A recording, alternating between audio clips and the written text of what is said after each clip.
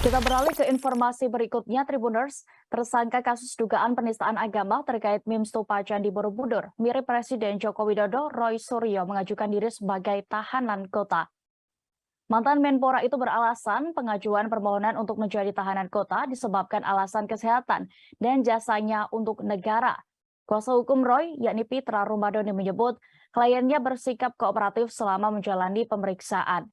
Yang menyatakan bahwa saat ini kliennya memerlukan perawatan khusus sehingga tidak memungkinkan apabila mendekam di tahanan. Roy Suryo disebut perlu menjaga pola makan akibat ada riwayat penyakit diabetes yang diidapnya. Lebih jauh, Pitra mengungkapkan bahwa Roy adalah sosok yang berjasa untuk negara.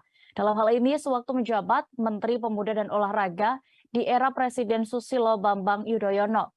Terlebih pakar telematika itu juga mendapatkan penghargaan bintang jasa dari SBY sewaktu menjabat sebagai Menpora. Pihak Roy sendiri telah Pihak Roy sendiri telah mengajukan permohonan tersebut pada Sabtu 7 Agustus lalu.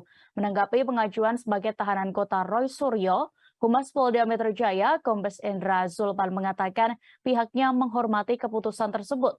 Meski begitu, Zulpan menyebut diterima atau tidaknya permohonan tersebut bergantung pada keputusan penyidik. Untuk itu, segala proses pemohonan penangguhan penahanan Roy akan ditentukan oleh penyidik dari Subdit Cyber Ditreskrimsus Polda Metro Jaya. Sebagai informasi, Roy Suryo saat ini telah ditahan di Rutan Polda Metro Jaya sejak Jumat 5 Agustus lalu, seusai menjalani pemeriksaan sebagai tersangka yang ketiga kalinya. Jangan lupa subscribe, share, komen, dan like ya.